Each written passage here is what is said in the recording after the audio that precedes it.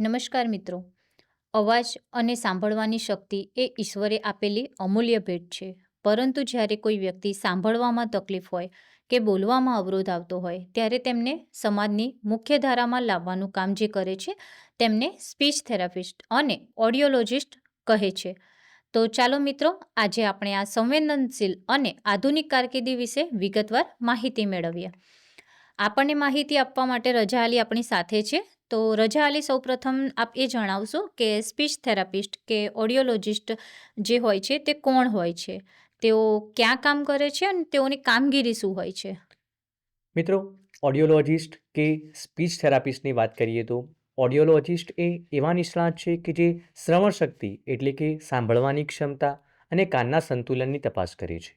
જ્યારે speech language therapist એ છે કે જે બોલવાની ક્ષમતા, ઉચ્ચારણ અને ભાષાકીય સમજમાં પડકાર અનુભવતી વ્યક્તિઓને તાલીમ આપે છે. તેઓ હોસ્પિટલ, પુનઃવસન કેન્દ્રો અને વિશેષ શાળાઓમાં કાર્ય કરે છે. તેઓ અવાજના રક્ષક, આત્મવિશ્વાસના પ્રતીક અને સમાનતાના મજબૂત સ્તંભ ગણાય છે. તેમની કામગીરીમાં મુખ્ય જવાબદારીઓ શામેલ છે, જેવી કે નવજાત શિશુઓથી લઈને વૃદ્ધોની શ્રવણ શક્તિની તપાસ કરવી, હિયરિંગ એડ શ્રવણયંત્ર અને કોક્લિયર ઇમ્પ્લાન્ટ પછીની તાલીમ આપવી, હકલાવવું, ઉચ્ચારણની ખામી કે અવાજની ગુણવત્તા સુધારવા માટેની થેરાપી આપવી, મગજની ઈજા કે ઓટિઝમ ધરાવતા બાળકોને વાતચીત કરવાની કળા શીખવી, ગળવાની પ્રક્રિયામાં તકલીફ અનુભવતા દર્દીઓને મદદ કરવી વગેરે જેવી જવાબદારીઓ શામેલ હોય છે.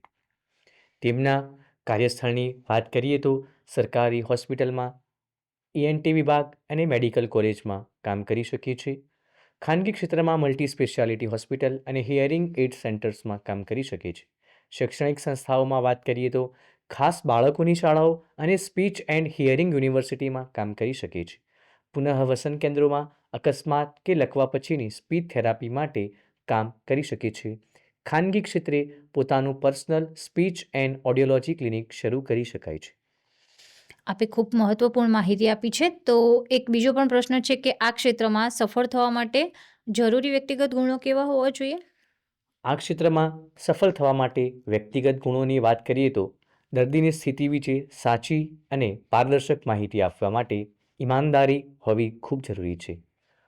બોલવાની તાલીમમાં મહિનાઓ કે વર્ષો સુધી સતત પ્રયત્નો કરતા રહેવું પડે છે, માટે અત્યંત ધીરજ રાખવી પણ અનિવાર્ય છે.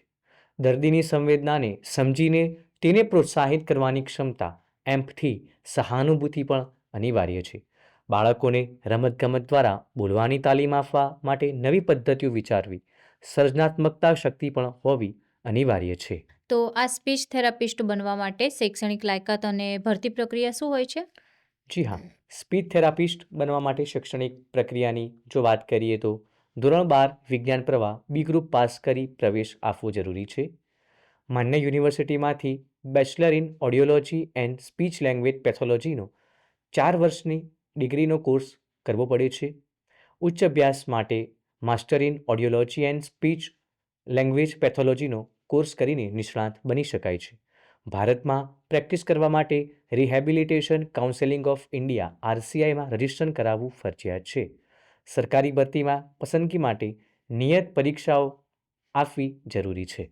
તો જે સ્પીચ થેરાપિસ્ટ હોય છે તેમનું માસિક વેતન કેટલું હોય છે? સ્પીચ થેરાપિસ્ટનું માસિક વેતન સરકારી ક્ષેત્રમાં સરકારના પગારપંચ મુજબ અને ખાનગી ક્ષેત્રમાં અનુભવના આધારે ખૂબ જ આકર્ષક હોય છે. તો શું આ ક્ષેત્રમાં પ્રગતિના અવસરો મળી રહે છે? જી હા, આ ક્ષેત્રમાં પ્રગતિના અવસરોની વાત કરીએ તો audiology manager, speech pathologist, cochlear implant specialist, શિક્ષણવિદ અને સંશોધક, અને હાલના સમયની અંદર વધતી જતી માંગને ધ્યાનમાં રાખીને જ્યારે જાગૃતિ વધી રહી છે ત્યારે આ ક્ષેત્રમાં નિષ્ણાતોની ખૂબ મોટી માંગ વધી રહી છે. તો શું આ વ્યવસાયમાં અભ્યાસ માટે શિષ્યવૃત્તિ કે કોઈ યોજનાનો લાભ મળી શકે છે? જી હા, આ ઉચ્ચ વ્યવસાયના અભ્યાસ માટે મુખ્યમંત્રી યુવા સ્વાવલંબન યોજના, રાષ્ટ્રીય શિષ્યવૃત્તિ પોર્ટલ અને શૈક્ષણિક લોન માટે PM વિદ્યાલક્ષ્મી પોર્ટલની મદદ લઈ શકાય છે. તો રજા અલીએ આજે આપણને એક મહત્વના ક્ષેત્ર વિશે ખૂબ જ સરસ માહિતી આપી છે. આ સંદર્ભે સફળ થયેલા થેરાપિસ્ટોની સાફલ્ય ગાથા અને વધુ માહિતી માટેની ઓફિશિયલ વેબસાઇટ તમે આ વિડીયોના ડિસ્ક્રિપ્શન બોક્સમાંથી મેળવી શકો છો. આશા છે કે આપને આ માહિતી ઉપયોગી થશે. ધન્યવાદ.